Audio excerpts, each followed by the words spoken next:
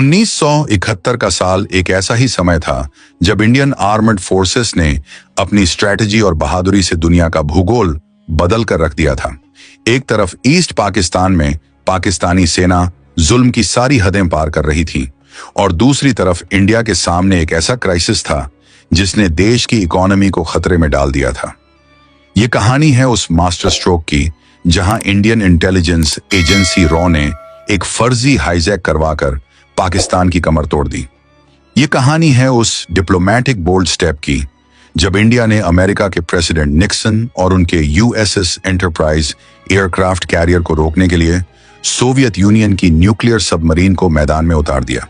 कैसे Indian army के field marshal Sam Manekshaw ने 93,000 पाकिस्तानी सोल्जर्स को घुटनों के बल लाकर दुनिया का सबसे बड़ा मिलिट्री सरेंडर करवाया। हर मोड़ पर सस्पेंस और रोंगटे खड़े कर देने वाले टैक्टिकल ऑपरेशन से भरी यह कहानी आपको बताएगी कि कैसे इंडिया ने एक नया देश बांग्लादेश बनाया।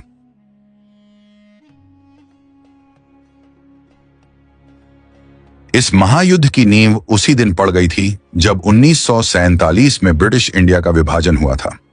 पाकिस्तान का निर्माण धर्म के आधार पर हुआ था, लेकिन ज्योग्राफी के मामले में यह एक बहुत ही अजीब देश था। पाकिस्तान को दो हिस्सों में बांटा गया था, वेस्ट पाकिस्तान और ईस्ट पाकिस्तान, जिनके बीच इंडिया का लगभग 1000 मील का इलाका पड़ता था।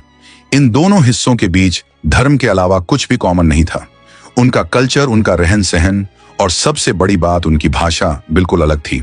वेस्ट पाकिस्तान में सत्ता का केंद्र था और सारी पॉलिटिकल पावर और इकोनॉमिक पावर वहीं के नेताओं के हाथ में थी। ईस्ट पाकिस्तान को सिर्फ एक कॉलोनी की तरह ट्रीट किया जाता था जो रॉ मटेरियल्स पैदा करता था, और वेस्ट पाकिस्तान उन रिसोर्सेज से अपना खजाना भरता था। इकोनॉमिक डिस्पैरिटी का आलम यह था कि 1969 आते आते वेस्ट पाकिस्तान की per capita income east Pakistan के मुकाबले 81% ज्यादा हो गई थी। यह भेदभाव सिर्फ पैसों तक सीमित नहीं था। पाकिस्तान के फाउंडर मोहम्मद अली जिन्ना ने ऐलान कर दिया कि पूरे देश की ऑफिशियल लैंग्वेज सिर्फ उर्दू होगी।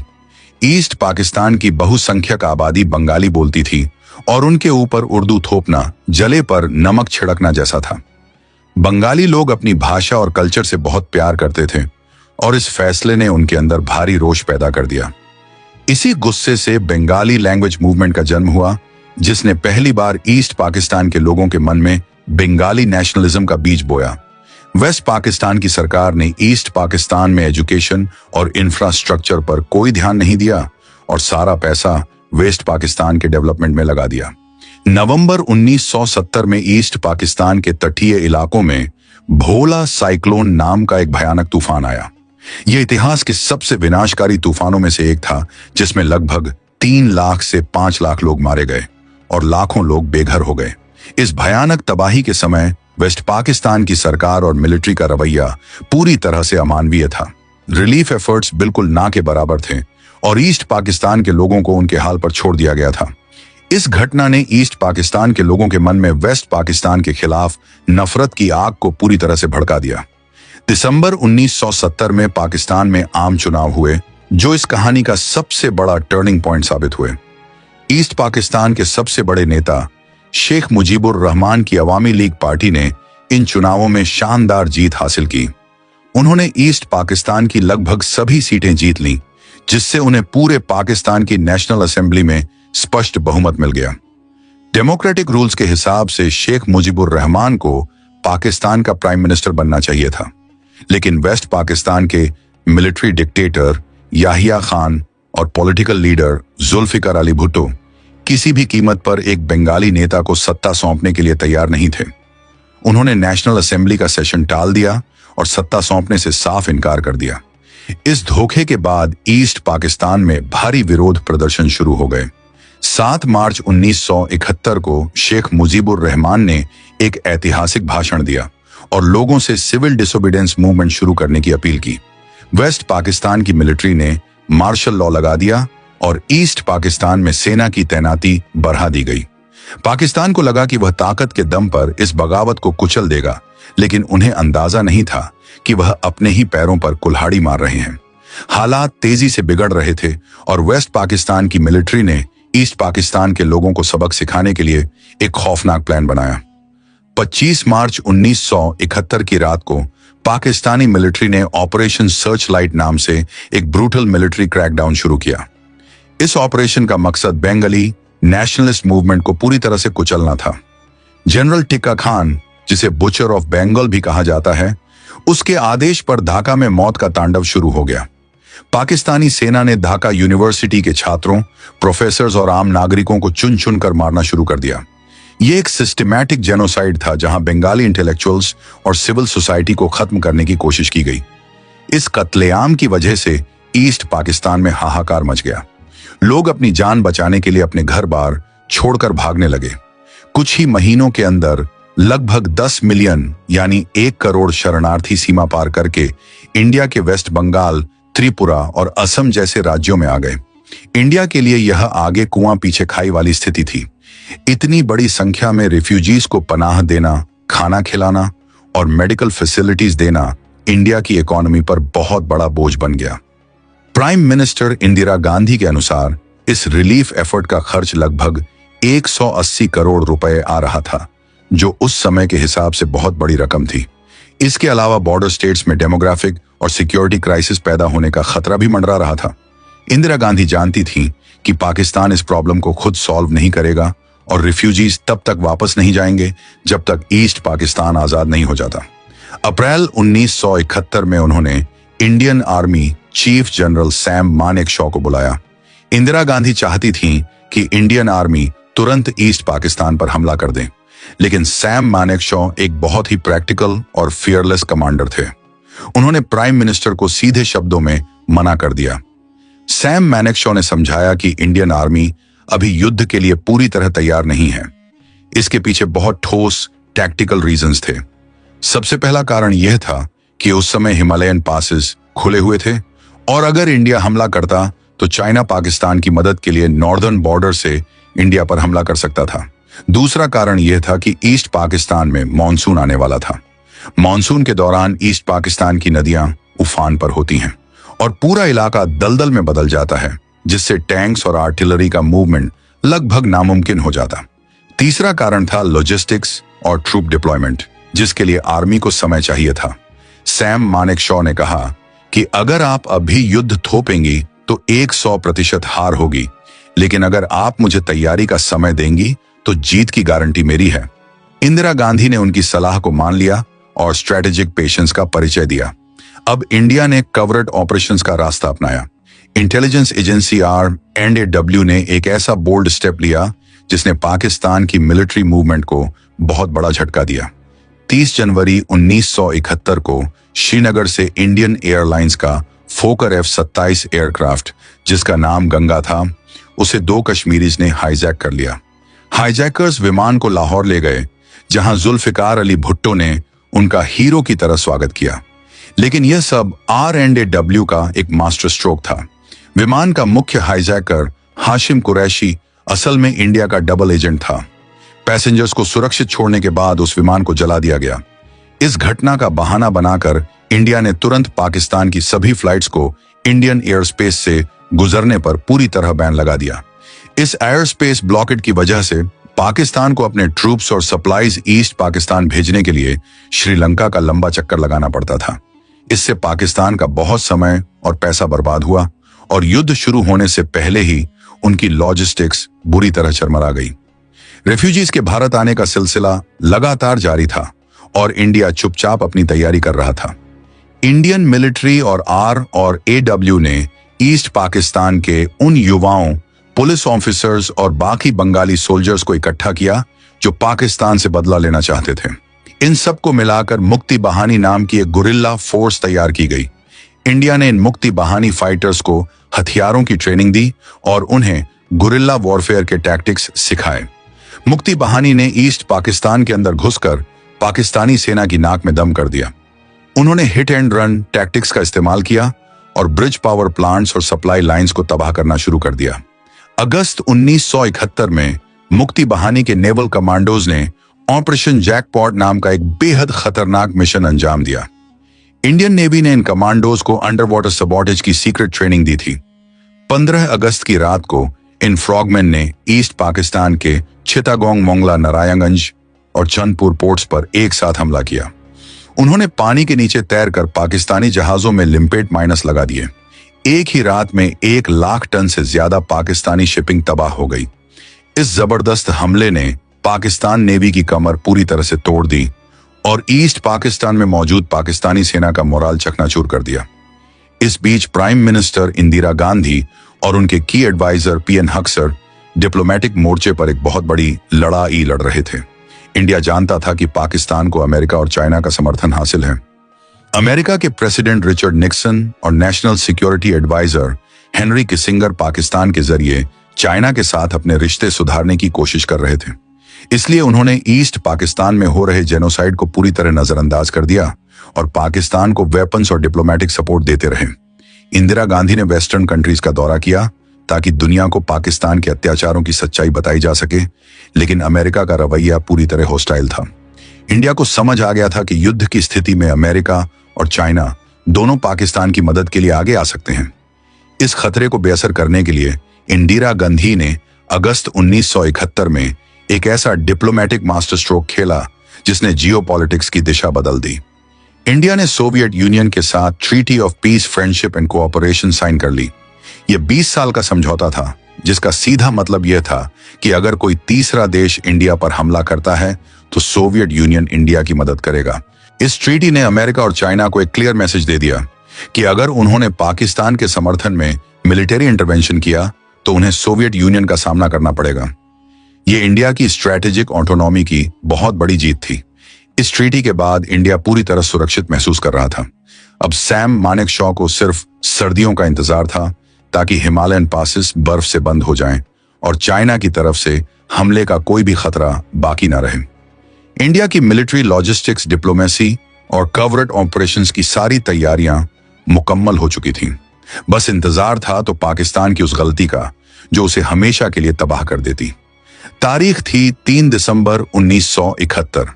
पाकिस्तान को एहसास हो गया था कि ईस्ट पाकिस्तान उनके हाथों से फिसल रहा है। उन्हें लगा कि अगर वह इंडिया के वेस्टर्न फ्रंट पर अचानक हमला कर दें तो इंडिया प्रेशर में आ जाएगा। शाम के करीब 5:40 पर पाकिस्तान एयरफोर्स ने ऑपरेशन चेंगिस खान लॉन्च किया। पाकिस्तानी फाइटर जेट्स ने इंडिया के वेस्टर्न सेक्टर में 11 एयरबेस पर एक साथ प्रिमिटिव एरियल स्ट्राइक्स कर दी। पाकिस्तान को लगा कि वह 1967 के अरब इजराइल वॉर की तरह इंडिया की एयरफोर्स को जमीन पर ही तबाह कर देगा, लेकिन इंडियन एयरफोर्स पहले से ही अलर्ट थी। इंडिया के फाइटर प्लेन्स सुरक्षित बंकर्स में थे, इसलिए ज्यादा नुकसान नहीं हुआ। उसी रात प्राइम मिनिस्टर इंदिरा गांधी ने ऑल इंडिया रेडियो पर देश को संबोधित किया और साफ शब्दों में कह दिया कि पाकिस्तान ने हमारे ऊपर युद्ध थोप दिया है और अब इंडियन आर्म्ड फोर्सेस इसका मुंहतोड़ जवाब देंगी। युद्ध का बिगुल बज चुका था। वेस्टर्न फ्रंट पर राजस्थान के थार डेजर्ट में एक ऐसा युद्ध लड़ा गया जिसकी मिसाल आज भी दी जाती है। 4 से 7 दिसंबर के बीच बैटल ऑफ लोंगवाला हुआ। लोंगवाला बॉर्डर पोस्ट पर इंडियन आर्मी की 23वीं पंजाब रेजिमेंट के सिर्फ 120 जवान तैनात थे, जिनकी कमान मेजर कुलदीप सिंह चंदपुरी के हाथों में थी। रात के समय पाकिस्तान की 18वीं इन्फेंट्री डिवीजन के लगभग 2000 सैनिक और 40 T-59 और शेरमन टैंक्स ने लोंगवाला पर हमला कर दिया। मेजर चंदपुरी के पास हेडक्वार्टर्स से ऑन ऑर्डर आया था कि अगर वह चाहें तो पीछे हट सकते हैं, क्योंकि उनके पास बैकअप नहीं था। लेकिन यह वो समय था जब इंडियन सोल्जर की रगों में उबलता खून बोल रहा था। मेजर चंदपुरी ने पीछे हटने से साफ इनकार कर दिया और अपनी छोटी सी टुकड़ी के साथ डटे रहे। पूरी रात उन 120 शूरवीरों ने PIA TNT tank, rocket launcher और 106 मिलीमीटर रिकॉयरलेस राइफल्स की मदद से पाकिस्तानी टैंक्स पर कहर बरपाया। पाकिस्तानी सेना को लगा कि सामने बहुत बड़ी फौज है और वो रेत के टीलों में फंस गए। जैसे ही सुबह हुई, इंडियन एयरफोर्स के हॉकर हंटर और HAL मारुत फाइटर जेट्स आसमान में पहुंच गए। खुले रेगिस्तान में फंसे पाकिस्तानी टैंक्स के लिए कोई एयर कवर नहीं था और इंडियन पायलट्स ने उन्हें चुन चुनकर उड़ाना शुरू कर दिया। इसे टर्की शूट कहा गया। इंडिया ने पाकिस्तान के लगभग 36 टैंक्स और 100 से ज्यादा व्हीकल्स को पूरी तरह तबाह कर दिया। पाकिस्तान का वेस्टर्न फ्रंट से इंडिया में घुसने का सपना चूर चूर हो गया। ईस्टर्न फ्रंट पर इंडियन आर्मी ने मुक्ति बहानी के साथ मिलकर जॉइंट कमांड बनाया और 3 कोर की मदद से ईस्ट पाकिस्तान में प्रवेश किया। इंडियन टैक्टिक्स बहुत क्लियर थी। एनिमी के हेविली डिफेंडेड स्ट्रॉन्गहोल्ड्स को बाईपास करो और तेजी से ढाका की तरफ बढ़ो। इंडियन फोर्सेस ने सिलहट, गरीबपुर, बोयरा और हिली जैसी कई जगहों पर जॉइंट बैटल्स लड़े और पाकिस्तानी सेना को पीछे हटने पर मजबूर कर दिया। समुद्र में भी इंडियन नेवी ने अपना रौद्र रूप दिखाना शुरू कर दिया था। 4 दिसंबर की रात को इंडियन नेवी ने पाकिस्तान के कराची पोर्ट पर ऑपरेशन ट्राइडेंट लॉन्च किया। कमांडर बबरू भान यादव के नेतृत्व में विद्युत क्लास मिसाइल बोट्स INS निपट, INS निर्घाट और INS वीर ने कराची हार्बर पर एक सरप्राइज अटैक किया। यह साउथ एशिया के इतिहास में एंटीशिप मिसाइल्स का पहला इस्तेमाल था। रात के अंधेरे में इंडियन मिसाइल्स ने पाकिस्तान नेवी के destroyer PNS Khyber minesweeper, PNS मुहाफिज और ammunition ship MV Venus challenger को निशाना बनाया। तीनों जहाज समुद्र में डूब गए और कराची के किमारी ऑयल स्टोरेज टैंक्स में आग लगा दी गई, जो कई दिनों तक धधकती रही। पाकिस्तान नेवी पूरी तरह खौफ में थी। 4 दिन बाद 8 दिसंबर को इंडियन नेवी ने ऑपरेशन पाइथन लॉन्च किया। इस बार INS विनाश ने हमला किया और फ्लीट टैंकर PNS ढाका को पूरी तरह बर्बाद कर दिया। कराची पोर्ट पूरी तरह जल रहा था और पाकिस्तान की नेवल पावर की रीढ़ की हड्डी टूट चुकी थी। पाकिस्तान की इकोनॉमी और मिलिट्री सप्लाई लाइन पूरी तरह ब्लॉक हो गई थी। ईस्टर्न फ्रंट पर इंडियन आर्मी बिजली की रफ्तार से आगे बढ़ रही थी, लेकिन ढाका पहुंचने के रास्ते में मैग्ना रिवर एक बहुत बड़ी रुकावट बनकर खड़ी थी। पाकिस्तानी आर्मी ने पीछे हटते हुए अशुगांज का कोरोनेशन ब्रिज उड़ा दिया था ताकि इंडियन आर्मी नदी पार ना कर सके। यहीं पर 4 कॉर्प्स के commander major general Sagat Singh ने एक अकल्पनीय प्लान बनाया, जिसे मेघना हेली ब्रिज के नाम से जाना जाता है। 9 दिसंबर से 12 दिसंबर के बीच इंडियन एयर फोर्स के 14 AMI-4 हेलीकॉप्टर्स ने लगातार उड़ान भरी। ग्रुप कैप्टन चंदन सिंह की कमान में रात के अंधेरे में बिना किसी प्रॉपर नेविगेशन एड्स के 700 से ज्यादा सैनिकों और हेवी आर्टिलरी गन्स को नदी के पार रायपुरा में ड्रॉप किया गया। मुक्ति बाहिनी के लोगों ने जमीन पर आग जलाकर लैंडिंग जोन को मार्क किया था। यह एक अत्यंत खतरनाक मिशन था, लेकिन 200 से ज्यादा सॉर्टीज उड़ाकर इंडियन फोर्सेस ने ढाका का रास्ता पूरी तरह खोल दिया। इससे ठीक पहले 11 दिसंबर को टांगेल एयर ड्रॉप किया गया था। 2 पारा रेजिमेंट के 700 पैराट्रूपर्स को ढाका के पीछे पुंगली ब्रिज कैप्चर करने के लिए आसमान से ड्रॉप किया गया। पाकिस्तानियों को धोखा देने के लिए इंडिया ने पहले डमी एयर ड्रॉप्स किए, जिससे दुश्मन पूरी तरह कंफ्यूज हो गया।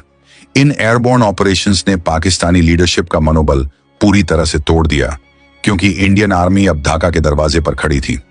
इन्हीं बोल्ड स्टेप्स के बीच 6 दिसंबर 1971 को प्राइम मिनिस्टर इंदिरा गांधी ने संसद में एक ऐतिहासिक घोषणा की। इंडिया ने बांग्लादेश को एक इंडिपेंडेंट नेशन के रूप में ऑफिशियल रिकॉग्निशन दे दिया। भूटान के बाद इंडिया ऐसा करने वाला दूसरा देश बना। यह डिप्लोमेसी और मिलिट्री स्ट्रेटेजी का एक परफेक्ट कॉम्बिनेशन था। जब अमेरिका को लगा कि पाकिस्तान की हार निश्चित है, तो प्रेसिडेंट रिचर्ड निक्सन ने इंडिया को डराने और पाकिस्तान को बचाने के लिए अपनी 7वीं फ्लीट के टास्क फोर्स 74 को बे ऑफ बंगाल में भेज दिया। इस टास्क फोर्स में दुनिया का सबसे बड़ा nuclear powered aircraft carrier USS enterprise और न्यूक्लियर अटैक सबमरीन्स शामिल थीं। अमेरिका का इरादा इंडियन फोर्सेस पर भारी दबाव डालना था और निक्सन ने तो न्यूक्लियर वेपन्स इस्तेमाल करने तक की धमकी दे दी थी। यह इंडिया के लिए बहुत बड़ा सस्पेंस और खतरे का क्षण था, लेकिन इंदिरा गांधी घबराई नहीं। उन्होंने तुरंत अगस्त में साइन की गई इंडो सोवियत ट्रीटी का फायदा उठाया। जवाब में सोवियत यूनियन ने व्लादिवोस्टॉक से अपनी नेवल फ्लीट को रवाना कर दिया। एडमिरल व्लादिमीर क्रुगलियाकोव के नेतृत्व में सोवियत न्यूक्लियर सबमरीन और डिस्ट्रॉयर्स ने इंडियन ओशन में अमेरिकन टास्क फोर्स 74 का रास्ता रोक लिया। सोवियत सबमरीन ने पानी के ऊपर आकर अमेरिकन शिप्स के सामने अपने मिसाइल ट्यूब्स खोल दिए। यह कोल्ड वॉर का सबसे खतरनाक स्टैंड ऑफ था। अमेरिका को पीछे हटना पड़ा, क्योंकि वह सोवियत यूनियन के साथ न्यूक्लियर वॉर का खतरा मोल नहीं ले सकता था। इंडिया की ब्रिलियंट डिप्लोमेसी ने सुपर पावर अमेरिका के घमंड को चकनाचूर कर दिया था। इधर 14 दिसंबर को इंडियन एयर फोर्स ने ढाका में गवर्नर हाउस पर सटीक बमबारी की, जहां पाकिस्तानी ऑफिशियल्स एक टॉप सीक्रेट मीटिंग कर रहे थे। इस हमले के बाद ईस्ट पाकिस्तान के गवर्नर AM मलिक ने डर कर कांपते हुए अपना इस्तीफा दे दिया। Pakistani army chief general AA के नियाजी के पास अब कोई रास्ता नहीं बचा था। फील्ड मार्शल सैम मानेकशॉ ने रेडियो पर खुलेआम पाकिस्तानी सोल्जर्स को सख्त संदेश दिया, यू सरेंडर और वी वाइप यू आउट, जिसका मतलब था या तो हथियार डाल दो या हम तुम्हें पूरी तरह खत्म कर देंगे। अंततः 16 दिसंबर 1971 को ढाका के रामना रेस कोर्स मैदान में इतिहास रचा गया। इंडियन आर्मी के lieutenant general Jagjit Singh Aurora के सामने पाकिस्तान के लेफ्टिनेंट जनरल A.A.K. नियाजी ने इंस्ट्रूमेंट ऑफ सरेंडर पर भारी मन से साइन किए। नियाजी की आंखों में आंसू थे और उसने अपनी पर्सनल रिवॉल्वर जनरल अरोरा को सौंप दी। इस महायुद्ध में 93,000 पाकिस्तानी सोल्जर्स ने सरेंडर किया। वर्ल्ड वॉर 2 के बाद यह दुनिया का सबसे बड़ा मिलिट्री सरेंडर था। केवल 13 दिनों तक चले इस युद्ध में इंडिया ने एक डिसाइसिव विक्ट्री हासिल की और एक नए देश बांग्लादेश का उदय हुआ। 1971 के इस युद्ध ने साउथ एशिया की जियोपॉलिटिकल रियलिटी को हमेशा के लिए बदल कर रख दिया। पाकिस्तान की मिलिट्री का घमंड चूर चूर हो गया और टू नेशन थ्योरी पूरी तरह से गलत साबित हुई। इंडिया एक अनडिस्प्यूटेड रीजनल पावर और ग्लोबल प्लेयर बनकर उभरा। युद्ध के बाद जुलाई 1972 में इंडिया और पाकिस्तान के बीच शिमला एग्रीमेंट साइन हुआ। प्राइम मिनिस्टर इंदिरा गांधी और जुल्फिकार अली भुट्टो के बीच हुए इस समझौते में लाइन ऑफ कंट्रोल को मान्यता दी गई और यह तय हुआ कि दोनों देश अपने आपसी विवाद बिलेटरल नेगोशिएशंस के जरिए ही सुलझाएंगे और किसी तीसरे देश को इसमें दखल नहीं देने देंगे। इंडिया ने महानता और कूटनीति का परिचय देते हुए कब्जा की गई 13,000 वर्ग किलोमीटर जमीन पाकिस्तान को वापस लौटा दी और जेनेवा कन्वेंशंस के तहत 93,000 POW को भी छोड़ दिया गया। इस युद्ध ने दुनिया को दिखा दिया कि इंडिया के पास ना सिर्फ बेहतरीन मिलिट्री स्ट्रेटजी है बल्कि एक अदम्य साहस और बेमिसाल कूटनीति भी है।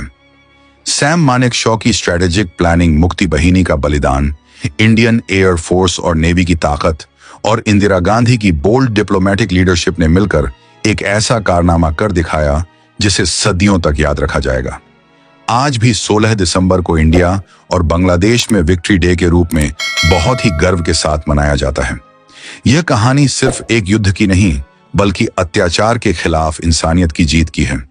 जय हिंद।